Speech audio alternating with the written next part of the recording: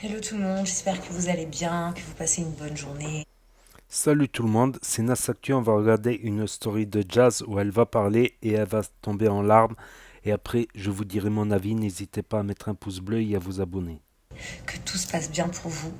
Voilà, moi je voulais juste vous raconter un petit peu et vous donner un peu de courage pour les filles qui sont dans le même système que moi. Le sport, ça continue, donc j'ai fait une séance ce matin, une séance très très dure. Je vais en faire une autre cet après-midi. C'est vrai que j'ai toujours pas trouvé la passion pour le sport et j'ai toujours pas trouvé la passion pour le régime, mais je tiens bon, puisque mon but c'est pas d'être maigre, mon but c'est pas d'être même tout le monde de Instagram, mon but c'est juste de me sentir bien.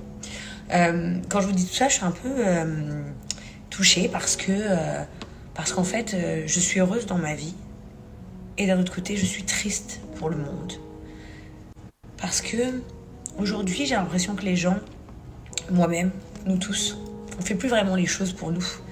On fait les choses pour le regard des autres. On fait les choses pour plaire. On fait des choses. Au final, bah rien ne change vraiment. C'est vrai que moi, je tiens juste à me sentir bien dans mon corps. Et, euh, et Jazz, bah, c'est une fille comme vous, avec plein de problèmes, avec des problèmes de peau, puisque je suis une fille stressée, avec des problèmes à cause de mes accouchements. J'ai de la peau un peu molle au-dessus du ventre. J'ai eu des problèmes intimes, on va dire. Enfin, je suis juste vous, quoi. Des fois, bah, moi aussi, mes sourcils, ils sont traînés. Et puis des fois, j'ai des boutons. Et des fois, je suis heureuse et des fois, je suis malheureuse. Comme tout le monde. Et en fait, je veux juste partager un petit peu avec vous pour vous donner le courage et la force d'y arriver, d'aller jusqu'au bout des choses. En fait, essayez de vous surpasser. Pas pour devenir Kim Kardashian, ni moi ni vous, on sera Kim Kardashian demain.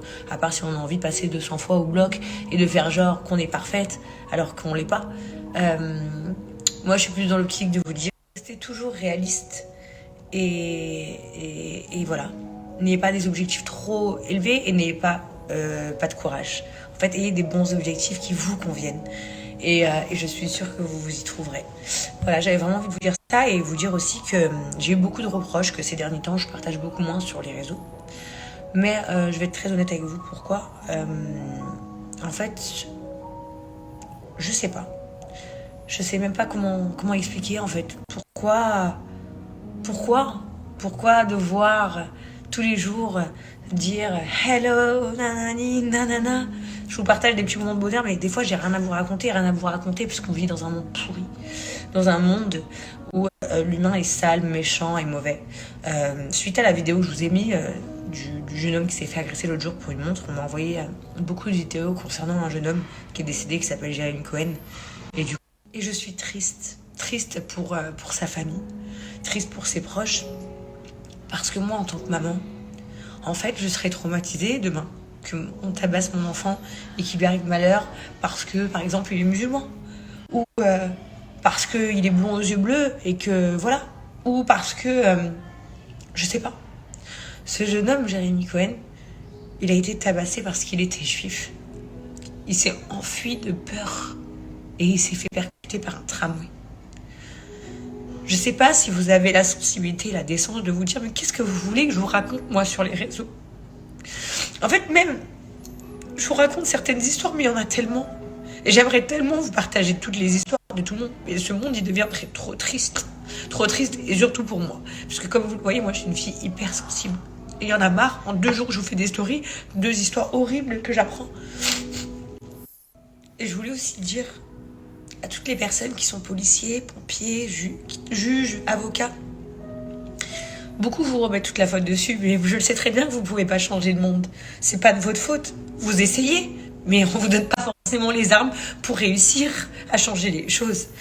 Les politiciens, c'est pareil. On peut dire mais le président, il n'est pas seul à décider des choses. On vit juste dans une génération et dans une époque triste. Aujourd'hui, un homme, parce qu'il est juif, il a été tabassé. J'ai des amis juifs, j'ai des amis chrétiens, j'ai des amis musulmans. Nous avons nous-mêmes pas les mêmes confessions dans ma famille. Mais comment on peut arriver à faire des choses comme ça?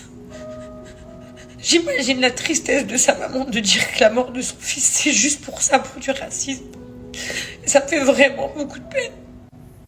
qu'on est juif, ou parce qu'on est musulman, ou parce qu'on est chrétien, ou parce qu'on est noir, ou parce qu'on est blanc.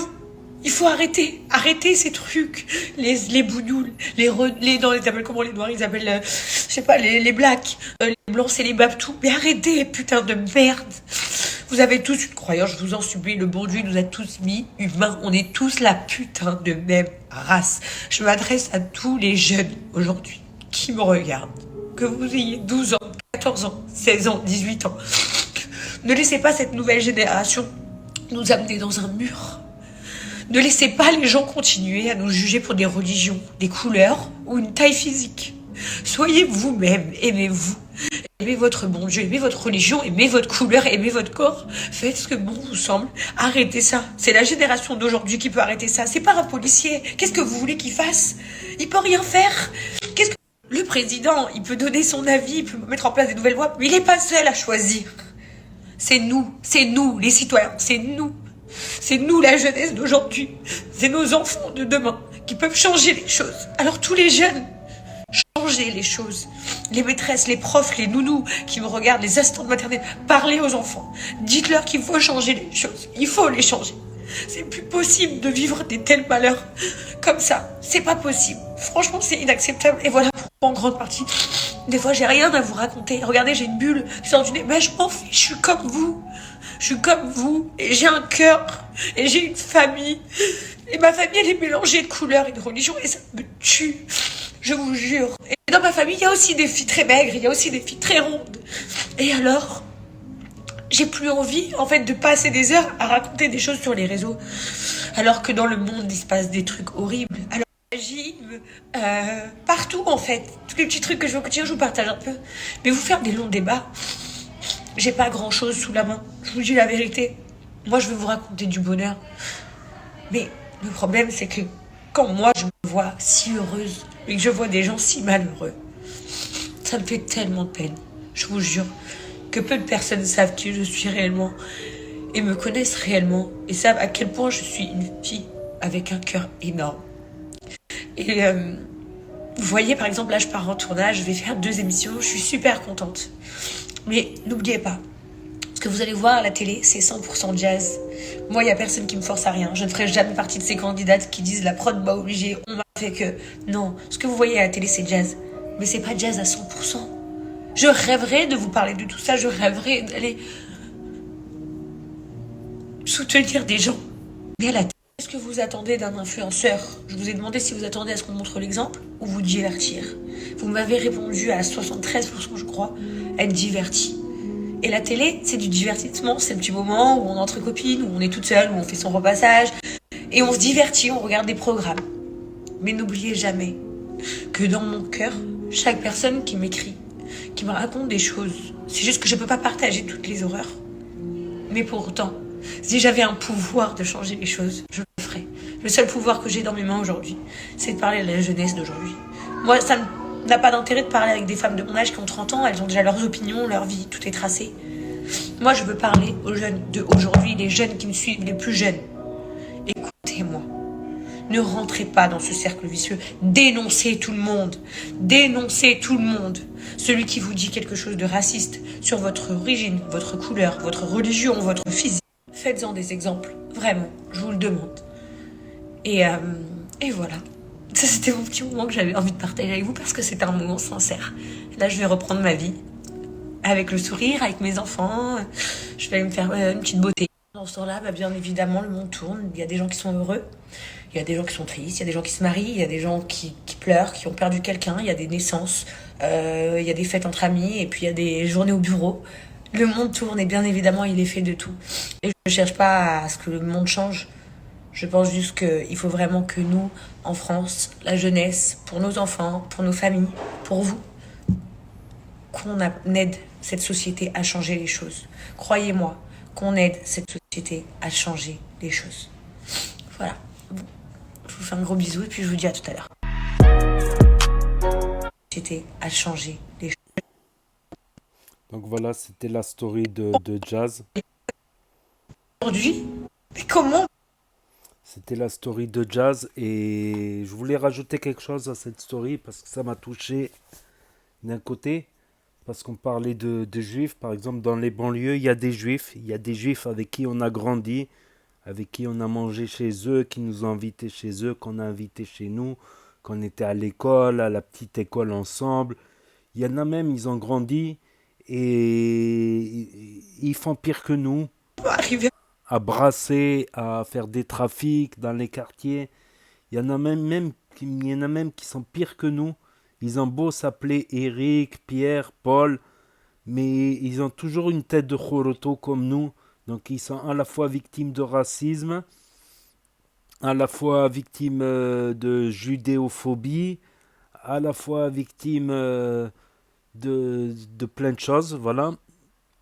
Et c'est triste de savoir que des potes, alors qu'ils sont nord-africains, ils sont maghrébins d'origine nord-africaine, et ça se voit à leur tête, c'est flagrant. Ils ont des têtes voire plus cramées que les nôtres. C'est des Jorotos comme nous. Et, et, et justement, ces gens-là, ben, on est bien par rapport aux affaires, puis par rapport à l'amitié, par rapport depuis l'enfance, tout ça. Mais ces gens-là, tu t'en prends à eux, sans prendre à des gens comme ça parce qu'ils s'appellent Cohen ou je sais pas. Eh ben, il est possible que.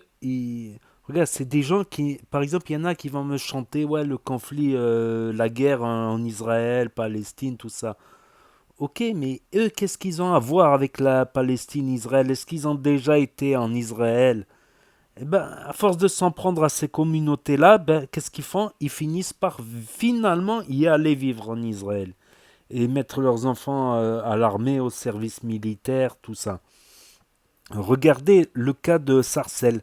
Quand il y a eu les manifestations en 2014, il y a eu des incidents, tout ça, ben, ben, certains, ils ont décidé de partir de Sarcelles et ils ont décidé d'aller vivre en Israël. Du coup, leurs enfants feront le service militaire là-bas. Donc, qu'est-ce que vous avez gagné avec cette manifestation? À la limite, vous manifestez, on est en France, la France n'a rien à voir avec Israël ou la Palestine ou je sais pas quoi. Vous faites une manifestation pacifique, basta. Pourquoi s'en prendre à des gens qui n'ont rien à voir? Pourquoi faire l'amalgame? Au contraire, vous les avez poussés. Voilà. Moi, ce qui compte pour moi, c'est le résultat. Le résultat à la fin, c'est que vous les avez poussés à y aller. Vous les avez poussés à y aller. Et même, il y en a qui sont là-bas et qui sont pour la paix. Il y en a qui sont là-bas et qui y sont pour la paix. Et qui, pour esquiver, par exemple, l'armée, ils font les trucs d'études théologiennes ou je sais pas quoi, pour esquiver le service militaire, par exemple. Parce que les étudiants en théologie sont exemptés, un truc comme ça. Donc, vos actes, ils servent à rien. Ils servent à rien, ça fait des malheurs, ça crée des ressentiments, surtout s'en prendre à des innocents. Alors là, non. Alors là, non, je suis contre s'en prendre à des innocents. Surtout quand on voit le résultat après. Vous croyez quoi? Que la famille de ce jeune Cohen qui vivait en France, qui comptait finir leur jour en France, ben peut-être ils vont réfléchir, peut-être ils vont se dire, toute sa famille, ses oncles, ses tantes, ses cousins, peut-être ils vont se dire, on est dégoûté, on va faire la Alia. Ils vont faire la Alia, on dit la Hijra chez nous au Bled, la Alia. C'est tout. Le résultat final, c'est tout. C'est tout. On fait le jeu des. Les extrêmes, de toute manière, font le jeu des extrêmes. Les extrêmes nourrissent les extrêmes. Je me tue à le répéter. Un énième exemple, voilà. Parce qu'après, il ne faut pas faire même l'amalgame. Voilà, il y a des gens qui sont nés là-bas. Ils sont plutôt contre la guerre et pour le vivre ensemble. Il y en a beaucoup. Il y en a beaucoup. Faut pas croire. Faut pas croire. Et c'est pas comme ça qu'on va arranger la situation et qu'on va arranger leur sort. Parce que ces gens-là qui ont été victimes d'attentats en France ou d'actes barbares, de barbarie, en général, ces familles qui font la alia, c'est pas les plus pacifiques. Et ils vont vouloir s'en venger contre. Regardez ce que vous. Les Palestiniens, ils sont déjà dans. Ils ont déjà des problèmes. Presque vous rajoutez des problèmes. Vous leur rajoutez des problèmes. C'est paradoxal, c'est comme ça. C'est Rabbi, il nous a donné, Dieu, il nous a donné un cerveau. C'est pour l'utiliser. C'est manquer de respect arabique de ne pas utiliser son cerveau. Wallah al-adim. Wallah al-adim, de ne pas penser aux conséquences de ses actes, de jamais s'en prendre à des innocents. Les hommes s'en prennent, voilà, à des hommes. Voilà. Et jamais s'en prendre à des innocents qui n'ont rien à voir. Voilà, parce qu'il y a des conséquences. Il y a des conséquences qui peuvent être fâcheuses. Comme j'ai dit, ceux qui font leur alia parce qu'ils ont été victimes d'attentats, parce qu'ils ont été victimes de violences, tout ça, c'est pas forcément les plus tendres là-bas. C'est pas forcément les plus tendres là-bas. Voilà, comprendra celui qui pourra. C'est malheureux comme ça, c'est malheureux en attendant d'essayer de trouver une solution ou d'améliorer le sort des gens en pesant sur la balance pour pouvoir améliorer le sort de ces gens, des malheureux des deux côtés, qu'ils soient juifs, arabes, musulmans ou noirs.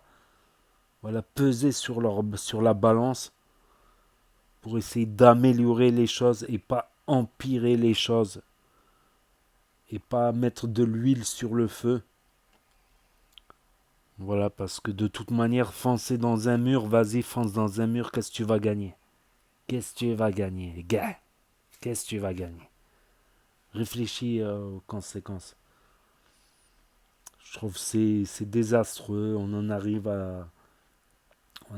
à des situations, tout comme il y en a qui ont été brûlés des mosquées la nuit, qu'ils ont été l'autre qui a tiré dans une mosquée, l'autre qui a tiré dans une synagogue, l'autre qui a je sais pas quoi, l'autre qui a fait ceci, cela. Attention, le racisme c'est dans tous les sens et les racismes nourrissent le racisme. Parce que toujours les racistes, ils vont dire pour argumenter, eh ben regardez ce qu'ils ont fait, ils ont fait ça, ça, ça et ça, regardez, ils sont méchants tout plein. Voilà, parce que c'est facile de mettre tout le monde dans le même sac. Par contre, faire le tri entre des bonnes personnes, des personnes sincères et des... C'est plus difficile de faire le tri. C'est plus difficile, ou comme disait Tariq Ramadan, voilà, essayer de pardonner, de se mettre à la place des gens. Mais ça, c'est une autre chose. C'est une autre chose. C'est des choses qui ne nous concernent même pas. C'est des choses dont les gens sont innocents, mais les extrêmes nourriront les extrêmes, bien évidemment, comme d'habitude. Donc n'hésitez pas à me dire ce que vous en pensez dans les commentaires, à mettre un pouce bleu, à vous abonner, à cliquer sur la cloche et je vous dis à très bientôt pour de nouvelles vidéos. Merci d'avoir regardé, c'était Nas Actu, promis sur les actus.